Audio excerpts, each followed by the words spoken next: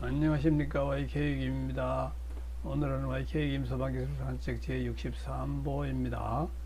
내용은 재연설비 이야기 32번째 이야기, 특별 피난계단 재연 방법 제안 10번째 이야기로서 꿀뚝 효과를 고려한 계단실 단독 재연을 할 때에 엘리베이터 승강로에 대한 극기가 앞 재연 방법에 대한 고찰이 되겠습니다. 지난 제58보, 59보에서 한국화재소방학회에 투고한 꿀뚝 효과와 외부 출입문의 개방을 고려한 재연 시스템 제안이라는 저의 논문에 대한 구체적인 소개를 하였습니다. 그 논문 조회수가 1000을 넘었고 55 다운로드 기록을 달성했습니다. 뜨거운 관심에 감사드립니다. 이 소방기술 산책도 이제 1년 반이 넘고 60회를 넘어가니까 처음 시작할 때 하고 싶었던 이야기는 거의 다 해가는 것 같습니다. 이제 마무리에 신경 써야 될 것 같네요. 그런데 오늘은 위에서 이야기한 새로운 특별 피난계단 재연 방법 제안 논문에서 깊게 생각하지 못해 가지고 실수한 부분이 있었습니다. 그래서 그것이 무엇이며 대안은 무엇인지를 이야기해 보고자 합니다. 그 얘기 들어가기 전에 지난주에 61보에서 특별 피난계단 재연 화재 안전기준 NFC 501A에 누락되어 있다는 꿀뚝 효과와 외부 출입문 계단의 개방을 고려 반영해도 올라는 국민신문고에 국민 제안한 것에 대해 잠깐 상황 보고를 하겠습니다. 이 국민 제안은 11월 19일에 제출하였고 약 한 달 뒤 12월 15일에 접수되었는데 접수 후 2달이 되었는데 아직 담당자 배정이 안 되고 있답니다. 국민 제안 접수가 한 달 전에, 2달 전이 됐는데 이제 실과 분배다, 소방청에 넘어가 있다, 이런 얘기인 것 같습니다. 그런데 담당자 배정까지는 아직 안 되었다, 이런 얘기입니다. 소방공무원님께 한마디 드린다면은 기술이라는 발전하는 것이라고 이해하시고 발전된 기술을 수용해서 특별 피난계단 재연설비 화재 안전기준에 꿀뚝 효과와 외부 출입문 개방이 누락되어 있으니 그걸 고려하라는 뜻을 추가 반영해서 국민의 안전을 제고하는 개정이 하루빨리 실시되도록 노력해 주시기 바랍니다. 그리고 우리 실무를 수행하는 소방 우리 기술자들과 또 이거를 관리 감독하는 소방서에서도 기술 기준, 화재 안전 기준대로만 하고 된다는 업무 자세가 현재 상태인데, 그 기술 기준에 불합리한 부분은 합리적으로 수정하면서 해야 된다는 업무 자세로 일해야 될 것이라고 강조를 해 봅니다. 소방시설공사법을 보면은 제16조 감리 1항에서 소방감리업자는 소방공사를 감리할 때 다음과 각호를 해야 된다 하고 되어 있는데, 그 2호를 보면은 소방시설 등 설계도서의 적합성이라 하는 것은 적법성과 기술성의 합리성을 말한다, 이렇게 적혀 있습니다. 그래서 이 기술상의 불합리한 점을 알고 우리 소방 실무자들이 이거를 반영을 안 하고 화재 안전 기준대로 하는 것은 그것은 법을 어기고 있는 것이라는 점을 강조해서 그것을 시비를 걸면은 우리 소방감리자, 특히 감리자죠, 소방감리에 규정되어 있는 거니까 그분들은 알고 있어야 될 것이라고 경고를 해봅니다. 본론으로 돌아와서 저기 논문에서 얘기한 그 특별 피난계단 재연 방법 제안에서 잘못된 부분을 발견했는데, 그 부분이 무엇이며 어떻게 그거를 해야 될지를 생각해 보겠습니다. 그 논문에서 계단실 재연에 경우에 대해서 구체적인 사례를 들어 설명했지만 승강로에 대해서는 계단식과 같은 방법으로 하면 될 것이라고 이야기하였었습니다. 즉 본 제한 적용에 추가될 수 있는 기술이라고 해서 6.1 엘리베이터 샤프트의 꿀뚝 효과 경감이라고 해가지고 피그 1에 의하여 설명하면 엘리베이터 샤프트에 대하여 최상부의 과압 배출 프랩 댐퍼를 두고 하층부에 최하층에다가 자동차 급기 댐퍼 및 송풍기에 의해서 일정 기압으로 급기할 수 있게 해서 상승 기류를 속에 이루게 해서 엘리베이터 샤프트 꿀뚝 효과를 경감할 수 있을 것이다고 이렇게 말하였다는 것입니다. 본격적인 이야기로 들어가기 전에 잠깐 꿀뚝 효과가 무엇인지 복습 좀 하고 가겠습니다. 즉 꿀뚝 효과가 발생하는 메커니즘을 알아보겠습니다. 꿀뚝의 아래에서는 외부 바람을 빨아들이고 꿀뚝 위에서는 연기가 분출되듯 나온다는 것을 우리 모두가 잘 압니다. 그런데 왜 그런 현상이 생기는지 참 이해하기가 어렵습니다. 꿀뚝 안에는 가벼운 물질이 채워져 있는데 왜 아래 압력이 낮고 위 압력이 높을까요? 압력이 낮아서 바람을 빨아들이고 또 압력이 높아서 분출이 될까요? 참 이해가 건드되지 않지요. 그 개념을 다시 상기해 봅니다. 그래서 하나의 따뜻한 공기가 가득 찬 밀폐된 기둥이 이렇게 마당에 서 있다고 상상해 봅니다. 대기 중이죠. 그런데 기둥 한가운데에 구멍을 하나 빵 뚫었습니다. 구멍 하나가 있습니다. 그래서 구멍에서는 공기의 유입 유출이 지금 없는 상태인데요. 그렇다면은 구멍 바깥과 구멍 안의 압력은 같을까요, 다를까요? 같겠죠. 같아야 이것이 공기의 유동이 없죠. 압력차가 없습니다. 압력이 같습니다. 그리고 다음 대기압이 뭔지도 생각해 보겠습니다. 압력이란, 즉 대기압이란 단위 면적당 그 위에 있는 공기의 중량입니다. 이 단위 면적이 있으면은 대기권상에 있는 그 1평방미터 위에 있는 공기의 중량이 얼마가 있다. 그것이 1평방미터당 몇 킬로그램 있다, 몇 뉴턴이 있다, 이렇게 표현되는 겁니다. 그것이 즉 압력인 것이죠. 그래서 대기권에서 높은 위치일수록 대기권에서 이 지구지 표면에서 좀 더 위로 올라가면 올라갈수록 이제 그 위에 있는 공기의 중량이 적으므로 무게도 작아져서 그래서 즉 압력이 낮아지는 겁니다. 우리가 등산을 하거나 저기 고개를 넘는 드라이브를 할 때에 위에 가면은 귀가 찡하게 이렇게 압력이 낮아지는 것을 느낄 수가 있죠. 그래서 아까의 기둥으로 다시 돌아와서 그 구멍에서 공기의 입출이 없다면 안바깥 압력이 같습니다. 그 구멍 중앙부의 수평면을 그래서 그걸 중성면이라고 부릅니다. 이거 압력이 같은 곳 그것이죠. 그래서 그 중성면 압력이 10이라고 일단 가정을 합니다. 10. 그래서 바깥에서 생각해 봐요. 바깥에서 중성면 위치에서 수직으로 기둥 꼭대기까지 있는 공기의 무게가, 즉 단위 면적 1평방미터당 있는 공기의 무게가 3이 있다. 이렇게 상상을 해보세요. 그러면 바깥에 꼭대기 위치되는 부분에서는 아까 10이었으니까 10 빼기 3을 떼면은 7의 압력이 바깥은 됩니다. 그죠? 근데 또 기둥 안으로 와 봅니다. 기둥 안에서 중성면 압력이 10인데 거기서 기둥 꼭대기까지 있는 공기의 무게가 바깥보다 가벼워서 2라고 생각을 합니다. 그러면은 거기에 압력은, 꼭대기 압력은 10 빼기 2 이꼴 8이 됩니다. 그래서 이게 8이 크냐 7이 크냐를 비교해 보면은 8이 크죠.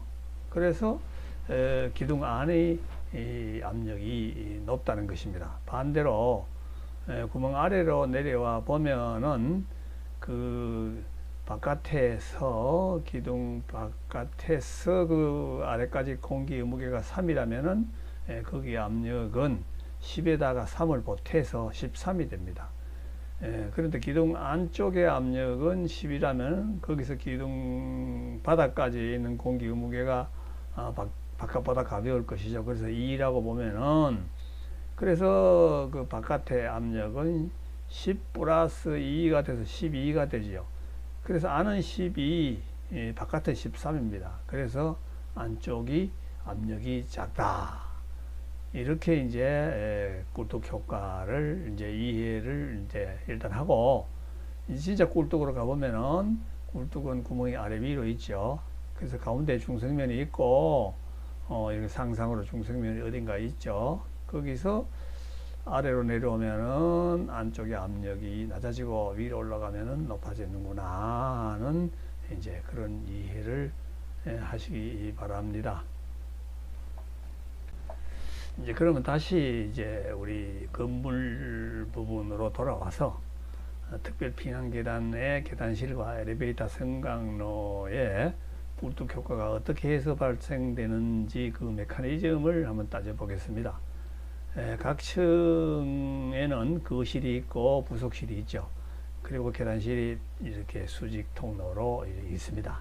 그래서 거실과 부속실 사이에는 출입문이 하나 있고, 또 부속실과 계단실 사이에는 출입문이 또 하나 있고, 이렇게 부속실 안에는 승강로가 이렇게 벽을 경계로 해서 있으면서 그 벽면에 하나의 승강로의 출입문이, 엘리베이터 출입문들이 각 부속실마다 한 개씩 있는 걸로 우리 생각을 하십시오. 그래서 또 생각해 보면은 승강로 출입문은 이 슬라이딩 구조로서 그 틈새가 5mm, 6mm 정도 틈을 가지고 있습니다. 뭐 좀 용도에 따라서 여기 조금 5mm보다 작은 것도 있고 또 큰 것도 있습니다. 그래서 5mm로 보고 계산을 해보면은 그 면적이 0.04평방미터나 됩니다. 이 사각 10cm, 10cm 되는 10cm, 10cm 되는 구멍이 4개가 있는 셈입니다. 그래서 부속실과 승강로 사이에는 공기 유통이 아주 잘 되는 편입니다. 그 반면 이제 방화문이 설치된 거실 쪽과 승강로, 계단실 쪽을 생각해 보면은 이 방화문에 이게 규정이 이렇습니다. 25파스칼 차압에서 0.99 입방메다 per 미니트, 미니트를 2번 썼네요. 이렇게 되도록 규정되어 있어서 방화문 한 개당 문틈 면적으로 이것을 계산해서 환산해 보면은 0.006 평방미터의 그 면적 이하다로 계산이 됩니다. 그 이하라고 해서 그러면은 그 반에 약간 넘는 60% 수준의 0.004라고 가정을 해 본다면은 승강로 문틈 크기, 승강로 문틈 크기가 이제 0.04였는데 이거는 0.004니까 승강로 문틈에 비해서는 이 방화문 문틈은 아주 작다. 10분의 1 수준입니다. 그래서 계단실로는 방화문이 1개 있고 거실로는 2개 또는 그 이상이 있죠. 참고로 방화문 한 개당 문틈 면적 0.006 평방미터로 계산된 근거를 살펴보면은 법적 허용 누설량 0.9 입방미터 per 미니트 평방미터 곱하기 1.8 평방미터 per 도어, 폭 0.9m, 높이 2m짜리 문으로 봤습니다. 그래서 방화문 한 개당 1.62 세제곱미터 per 미니트의 누설량이 되죠. 그래서 이거를 Q 이거를 0.827 A 루트 B 공식에 대입을 합니다. 1.62 나누기 60, 이것이 Q죠. 이거는 초당으로 환산한 것, 0.827 A 루트 25 이렇게 되어서 A는 이렇게 0.0064라고 이렇게 계산이 되었습니다. 그리고 승강로 문과 거실 문은 대체로 닫혀 있죠. 승강로문은 거의 승강로에 엘리베이터 출입문들은 아마 거의 대부분이 닫혀 있고, 그리고 그 실종문도 잘 닫혀 있는 셈이죠. 그렇지만 계단 실종문은 상당히 열려 있는 곳이 이게 많은 편이죠. 그거를 생각하면서 꿀뚝 효과를 생각해 봅니다. 그래서 부속실 기온은 거실 기온과 계단실 기온의 평균 이하로 형성되는 편이죠. 부속실 기온은 계단실 기온이 좀 상당히 들어오는 편이어서 평균 이하가 될 것이다. 계단실이 부속실 공기가 상당히 들어오기 어렵지만은 출입문 개방을 해둔 곳이 다수 있어서 부속실 공기가 제법 들어오기도 하고, 계단실의 지금 얘기입니다. 계단실의 공기는 14도씨 수준으로 될 것 같으나 그 앞에서 얘기한 계단실 재연설비의 꿀뚝효과 경감 작동을 평상시에 시켜줘서 10도씨로 될 수 있다. 외기는 0도씨로 지금 보고 얘기하고 있는 겁니다. 그래서 계단실은 10도씨, 거실은 23도씨라고 보면은 부속실은 그 절반 평균 온도는 16.5입니다만은 16도씨로 형성된다고 이게 보겠습니다. 그랬는데 또 부속실 공기는 승강로 안으로 상당히 들어갈 수 있는데 승강로는 상당히 따뜻한 기온이 되겠죠. 그래서 승강로 안에서는 꿀뚝 효과가 꿀뚝 효과를 꿀뚝 현상이라고 하면 더 우리가 납득하기 쉽겠죠. 알아듣기가 그게 일어나게 된다. 그래 중성면은 가운데쯤에 생겨서 아래에서는 부속실 공기를 흡인하고 위에서 배출하는 식으로 이제 그게 현상이 꿀뚝 현상이 이제 생기고 있습니다. 그래서 약간의 거기는 승강로 안에는 약간의 외기도 흡인될 수 있고, 그리고 열 손실도 좀 생기는 편이어서 부속실보다는 좀 낮아서 온도가 부속실 16도 했으면은 승강로는 14도씨로 형성된다고 이렇게 추정을 해 보겠습니다. 이제 승강로 급기갑에 대해서 생각해 보겠습니다.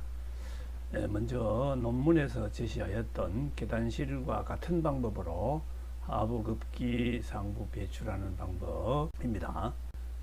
논문에서 제안한 꿀뚝효과 경감 계단실 재현 시스템은 아래 그림과 같이 계단실에 3층 간격으로 설치된 자동차 급기 댐퍼는 30파스칼로 세트되어 급기를 하고, 최고층 부에서 38파스칼로 세트된 광합 배출 프랩 댐퍼에 의해서 계단실 상부의 공기를 배출하여 계단실에 상승 기류가 일어나 정상 꿀뚝 효과를 상쇄하고 있습니다.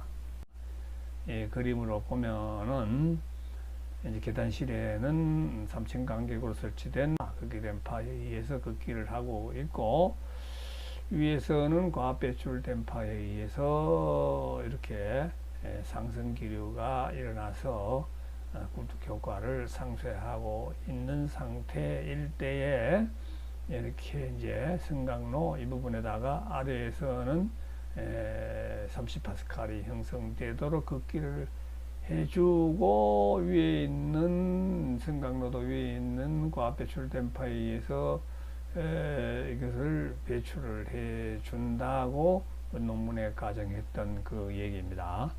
그렇게 할 때에 생각을 해보고 있는 것입니다.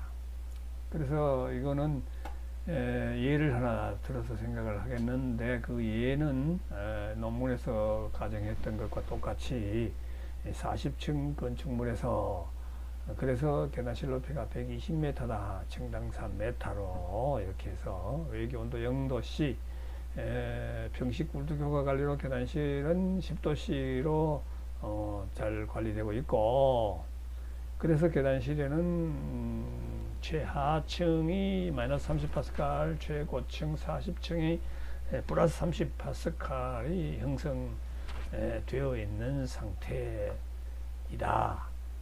그래서 재연 급기를 해서 극이 아래가 30파스칼로 될 때에 평상시에는 마이너스 30 플러스 30으로 평상시에 관리되고 있는 데에 재연설비가 가동돼서 극기가 되어서 최하단부를 플러스 30으로 올리면은 쭉 밀려 올라가서 이렇게 평상시에는 이렇게 마이너스 30 플러스 30이 된 것이 아래층에 재연극기가 일어나게 되면은 이렇게 이것이 그대로 평행 이동이 돼서 이 30, 90으로 이렇게 형성이 될 것이 상승 기류 때문에 60파스칼로 떨어진다. 이런 사례 검토를 논문에서 했었습니다. 이때 계단실과 분리되어 있는 승강로는 기온이 14도C로 우리가 추정했죠. 그래서 계단실은 하단 마이너스 30, 상단 플러스 30이었지만은 계단실은 하단이 마이너스 40, 상단이 플러스 40으로 이렇게 있는 것으로 계산이 됩니다. 즉 그림과 같이 이게 빨간 점선이 승강로의 압력 상황입니다. 고층은 플러스 40, 아래는 마이너스 40으로 이렇게 형성이 되게 됩니다.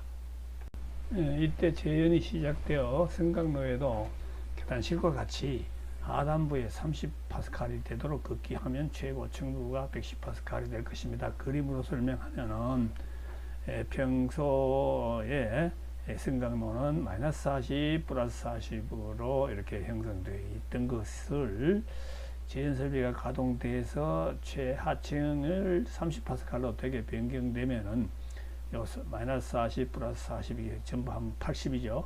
그 80이 보태진 110파스칼로 되려고 할 것입니다. 계단실에는 30이고 60이 되도록 이렇게 이미 그게 상승기류 형성되는 작동을 이제 하고 있는 상태로 그려놓은 것입니다.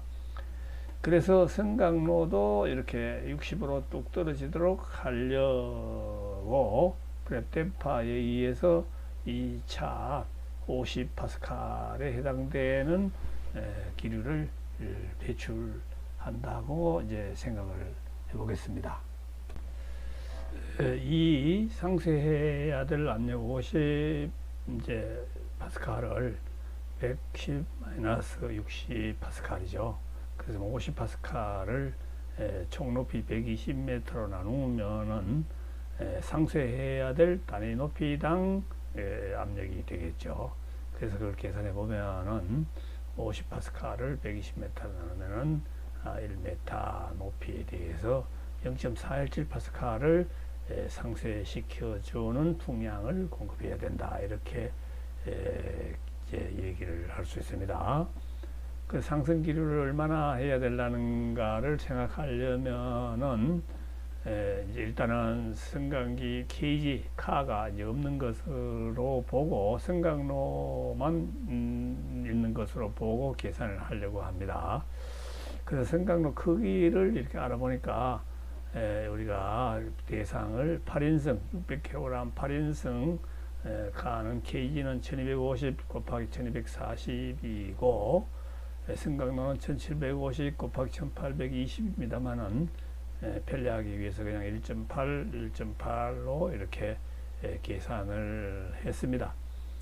그래서 그때 그 직사각형, 정사각형이네요. 1800, 1800에 대한 상당 직경을 이렇게 구해 보면은, 그러니까 상당 직경이라는 것은 지금 원으로 볼 때에 직경이 얼마나 되겠느냐 하는 거를 상당 직경이라고 부르고, 어떤 사람은 뭐 수력 직경이라고도 부르는데 수력은 여기에 좀 어색하죠. 그래서 상당 직경이라는 용어가 더 합리적인 것 같아요. 그래서 그 상당 직경을 그렇게 4분의 파이 D 자성이라는 걸 가지고 그 D를 이렇게 환산하면은 루터 파이분의 4A가 되어서 A는 이게 단면적입니다. 그죠? 1.8 곱하기 1.8 이렇게 계산해 보면은 직경 2m 상당하는 원에 해당된다. 그래서 D는 2m로 구했습니다.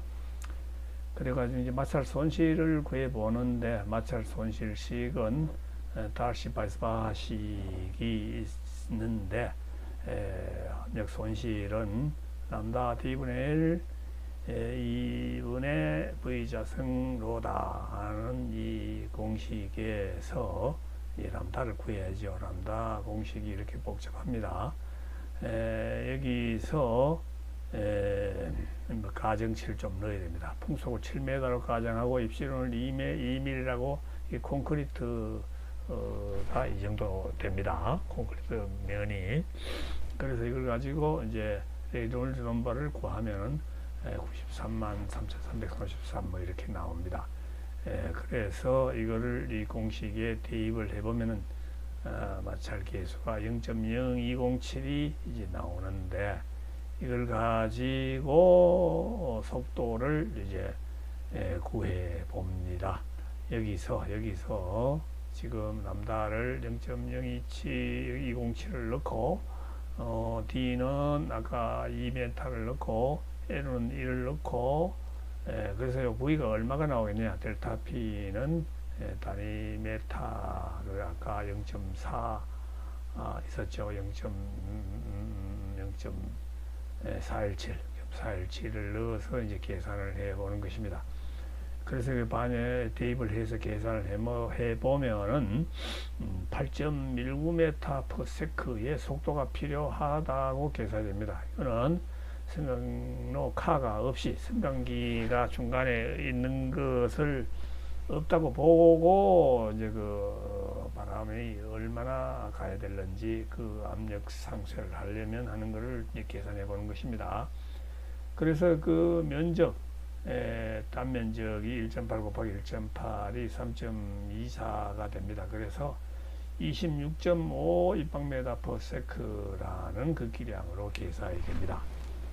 이 계산은 승강기 한 대에 있는 승강로에 대한 얘기인데, 승강로가 여러 대 있는 곳도 제법 일반 건축물에는 많죠. 뭐 그때는 어마어마한 바람이 또 필요하게 된다, 이렇게 되지요. 그런데 이 더구나 승강로 안에는 승강기 카가 들어있죠. 승강로 가야 되는데 안에는 승강기라는 카가 들어있다, 이런 얘기입니다. 그래서 이 주변 공간을 이렇게 승강기가 있는 곳에서는 주변 공간들로 해서 공기가 통과해야죠. 그때에 상당한 압력 손실이 생길 거다 해서 그걸 한번 계산해 보겠습니다. 기류 통과 압력 손실 승강기 주변을, 그래서 승강로 면적 빼기 카의 면적, 승강로의 면적 빼기 카의 면적을 하면은 이 면적 부분이 이 승강기 주위 면적이 1.635m로 계산됩니다. 이 데이터들은 앞에 있는 그 표의 걸로 인용을 했습니다.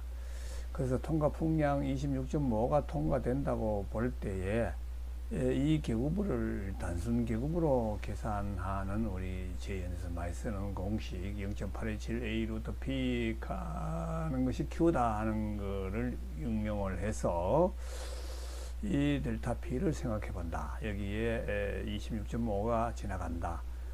그리고 요 면적은 요 주변 면적 1.635다.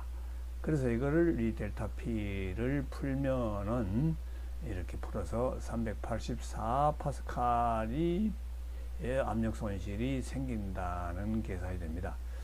그래서 이 부분을 단순 계급으로 생각하지 않고 높이 2m 되는 그런 닥트로 생각하면 압력 손실이 더 커질 겁니다.